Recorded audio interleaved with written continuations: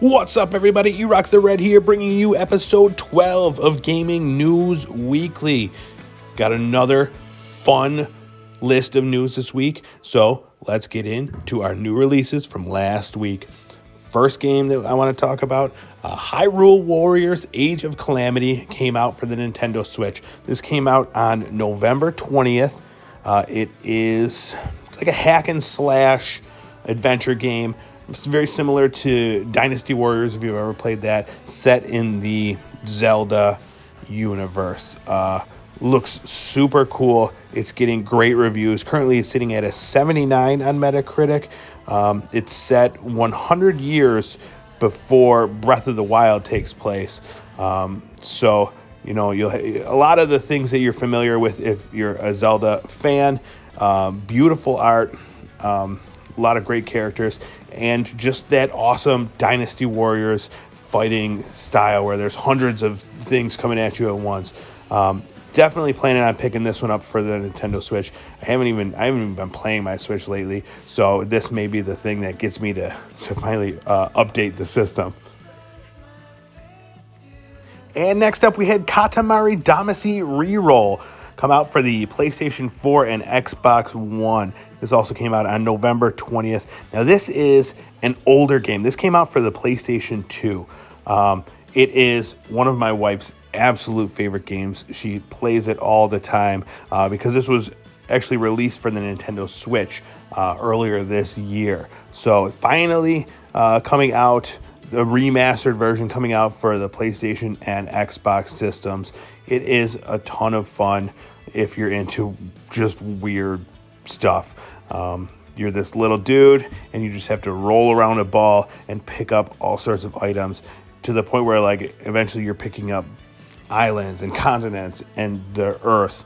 It is very strange, but if you're into weird stuff with an amazing soundtrack where you'll be singing the Katamari Damacy theme song in your head for months, check out this game. I definitely recommend it. It's very strange, but it is very quirky and lots of fun. Next up, all you football fans rejoice. Football Manager came out for the PC, came out November 24th. This is Football Manager 2021. This is the 2021st version of this game that has been released. Very impressive. It's the longest running franchise in video game history, and in it you make football teams. So yeah, can't wait to see what they come up with this year in the 2021 version of this game. It looks amazing. Stats, circles, there are letters, so many numbers. Looks amazing. Check it out if you're into the footballs. It's got an 86 on Metacritic. That's awesome. And next up, we have Spirit of the North came out for the PlayStation 5. This came out today. It is currently embargoed until the time you're listening to this. I believe the embargo is up. But I should have a review up soon, hopefully this week. Keep an eye out for that. The game is, it's a very chill game. You just kind of run around as this fox in Iceland. There are, a few issues, but overall, I'm having a good time playing it. It's really just really laid back. So, keep an eye out for my review. And if you like foxes, check it out. All right, let's get to our news of the week. We had a lot of fun news come out this week. So to start things off, let's take a look at a video game reveal. Developer IO Interactive, the developers behind the Hitman series, announced Project 007. Now, that's the working title, but it's a new James Bond game. It's going to deal with his origin story about how he earned his 007 status, set to be released on PC and consoles, and there has been no release date or actors announced yet, just this small teaser trailer, but just knowing that IO Interactive is handling it and how well they've done with the Hitman series, you know this is in good hands and should make for an awesome Bond-type game. Another surprise announcement was Red Dead Online being offered as a standalone game. You can, as of December 1st, you could buy Red Dead Online for $4.99 through all of the digital video game stores for PC, Xbox, and PlayStation systems. And and you can play the popular multiplayer online version of it. It's available until February 15th. I've never played the multiplayer for this, but I heard, some great things. Some people love it and some people wish there was more. But for $5, I'll probably check it out. And also they announced that they're expanding the bounty hunt mode to include more bounties, more legendary bounties, that sort of thing, whatever that means. But it sounds cool. And you can upgrade it. If you're playing the game and you want to play the full game, it does allow you to upgrade to pay the larger fee and get the remaining portion of the game. So, couldn't hurt to give it a shot for $5. Hopefully this will get a ton of people playing this game and it'll make for a fun world.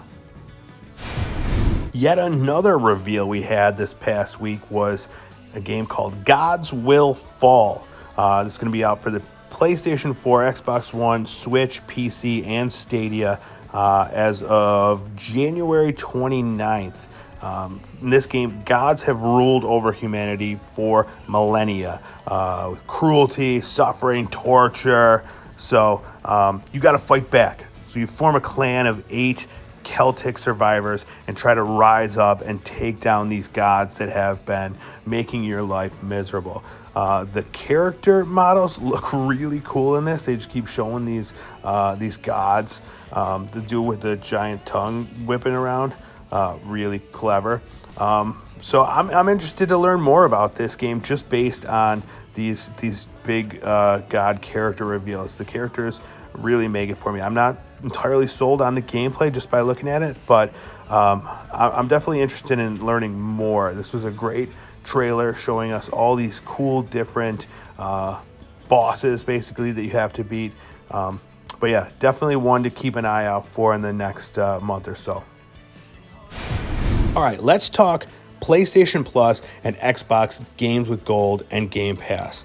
Recently in an interview, Sony Interactive CEO Jim Ryan said there's news to come on a PlayStation response to Xbox Game Pass, but they're just not ready to announce anything.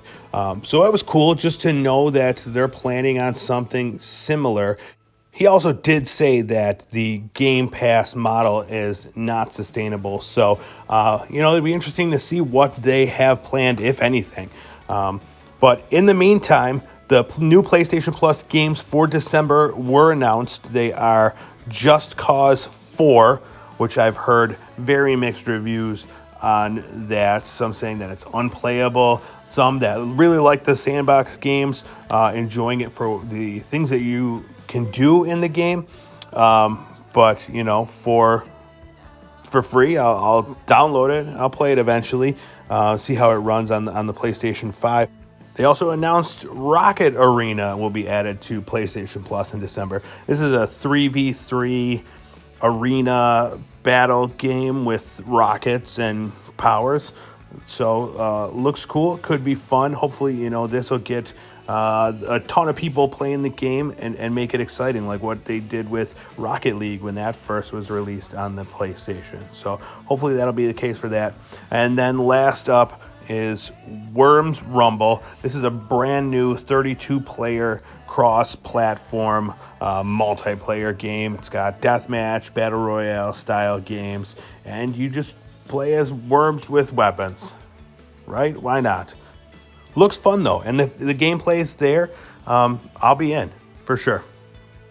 And then still available is Bug Snacks, playable on the PlayStation 5. But if you've got PlayStation Plus and you have any plans on getting a PlayStation 5, definitely put this one in your library to play at a later date.